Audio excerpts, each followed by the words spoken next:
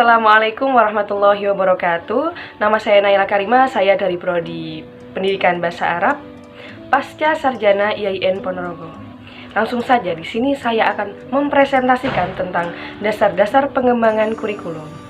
Sebelum kita menuju poin-poin apa saja yang ada di dalam dasar-dasar pengembangan kurikulum, seperti pengertian pengembangan kurikulum, kemudian prinsip-prinsip pengembangan kurikulum, faktor-faktor, model, dan lain-lain, kita akan membaca bersama apa saja yang termasuk dasar-dasar pengembangan kurikulum. Bisa dilihat di slide-nya. Dasar-dasar pengembangan kurikulum itu yang pertama adalah kurikulum itu disusun untuk mewujudkan sistem pendidikan nasional, di mana memang kurikulum itu sebagai acuan pendidikan yang diterapkan di Indonesia atau di skala nasional. Kemudian selanjutnya adalah kurikulum pada semua jenjang pendidikan dikembangkan dengan pendekatan kemampuan. Selanjutnya, kurikulum harus sesuai dengan ciri khas satuan pendidikan pada masing-masing jenjang pendidikan, seperti dasar, menengah, atau tinggi, ya. Kemudian kurikulum pendidikan dasar, menengah, dan tinggi dikembangkan atas dasar standar nasional pendidikan untuk setiap jenis-jenis pendidikan. Selanjutnya, kurikulum pada semua jenjang pendidikan dikembangkan secara berdiversifikasi sesuai dengan kebutuhan, potensi, dan minat peserta didik dan tuntutan pihak-pihak yang memerlukan kepentingan. Selanjutnya, kurikulum dikembangkan dengan memperbaiki tuntutan pembangunan daerah dan nasional. Kemudian, kurikulum pada semua jenjang pendidikan dikembangkan secara berdiversifikasi sesuai dengan tuntutan lingkungan dan budaya setempat. Yang terakhir adalah kurikulum untuk semua jenjang pendidikan mencakup aspek spiritual keagamaan, intelektualitas, watak konsep diri, keterampilan belajar, kewirausahaan, keterampilan hidup, bakat, martabat, pola hidup sehat, estetika, dan rasa kebangsaan. Seperti itu. Itu adalah poin-poin dari dasar-dasar pengembangan kurikulum. Oke, selanjutnya kita akan menuju ke slide apa itu pengembangan kurikulum, pengertiannya ya.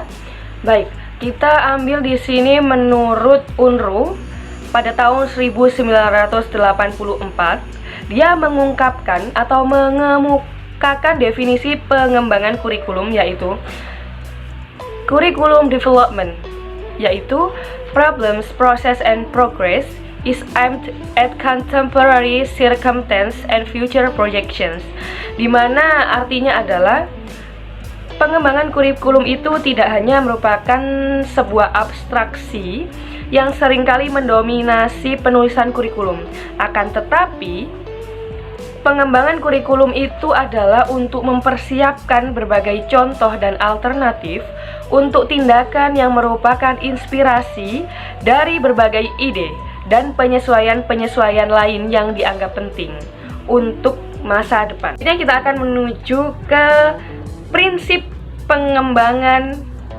kurikulum. Apa saja sih prinsipnya? Baiklah, saya akan sebutkan terlebih dahulu. Antara lain adalah prinsip relevansi, ada prinsip fleksibilitas, kontinuitas, praktis dan efisiensi, prinsip efektivitas, dan khusus. Yang pertama itu adalah relevansi yang akan kita bahas. Pengertian dari prinsip relevansi sendiri adalah kesesuaian antara komponen, tujuan, isi, strategi, dan evaluasi, di mana relevansi ini ada dua, yaitu prinsip relevansi di dalam dan di luar atau keluar. Relevansi keluar yaitu tujuan, isi, dan proses belajar yang tercakup dalam kurikulum hendaknya relevan dengan tuntutan, kebutuhan, dan perkembangan masyarakat. Adapun relevansi di dalam yaitu ada kesesuaian antara komponen-komponen, yaitu antara tujuan, isi, proses penyampaian, dan penilaian relevansi ini yang menunjukkan suatu keterpaduan kurikulum. Seperti itu. Yang selanjutnya adalah prinsip fleksibilitas. Prinsip fleksibilitas mempunyai pengertian yaitu fleksibel berkenaan dengan kebebasan, keluasan yang dimiliki guru dalam mengimplementasikan kurikulum dan adanya alternatif pilihan program pendidikan bagi siswa sesuai dengan minat dan bakatnya. Selanjutnya, kontinuitas, di mana prinsip ini berkenaan dengan adanya kesinambungan materi pelajaran antara berbagai jenis dan jenjang sekolah serta antar tingkat kelas. Seperti itu. Perkembangan dua proses belajar berlangsung secara berkesinambungan, tidak terputus-putus atau terhenti-henti. Selanjutnya yaitu prinsip praktis dan efisiensi. Kurikulum harus mudah dilaksanakan, menggunakan alat-alat sederhana dan biayanya juga murah. Tepat pelaksanaannya dan menghasilkan sesuatu dengan tidak membuang-buang waktu, tenaga, dan biaya.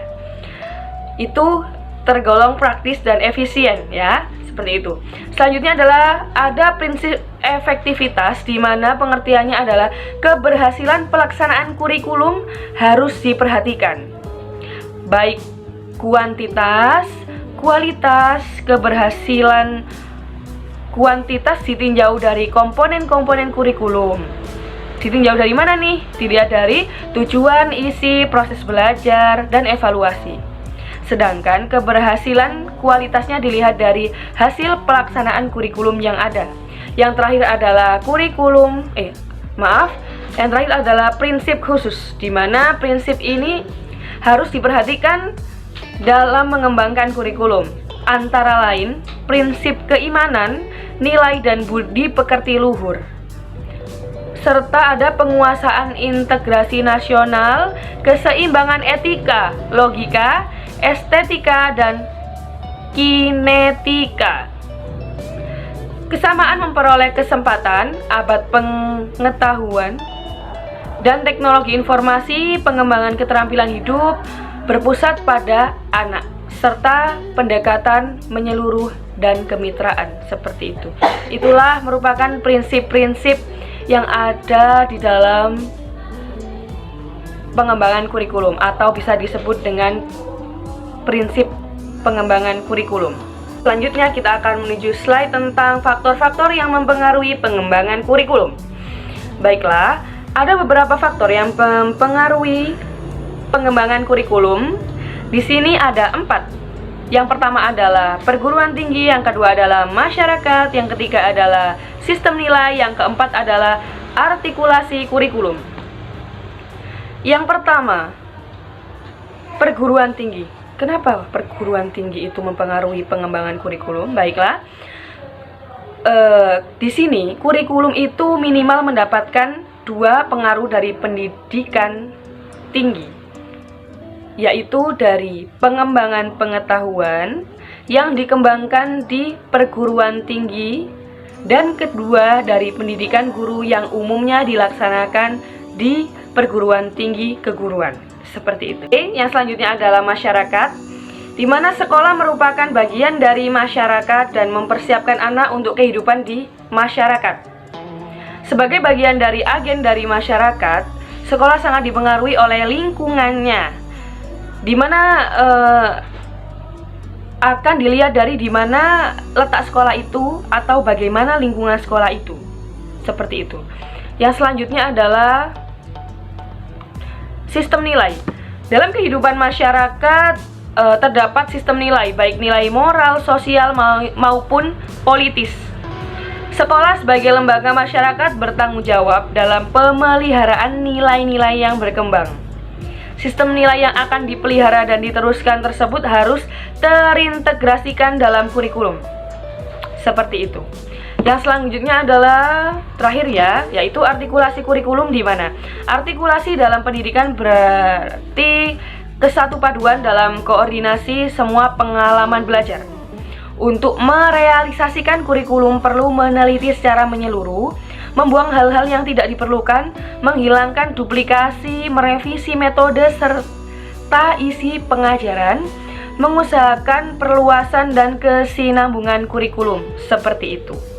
Itu adalah yang dimaksud dengan faktor-faktor yang mempengaruhi pengembangan kurikulum, yang ada 4, seperti itu. Oke, slide selanjutnya, di sini kita akan membahas tentang apa saja sih model pengembangan kurikulum itu? Baik, di sini ada 6 model untuk mengembangkan kurikulum. Antara lain, model top-down, kemudian grassroots, kemudian ada Ralph Tyler, kemudian ada Hilda Taba, ada Deka Wheeler, dan ada Bo Kim.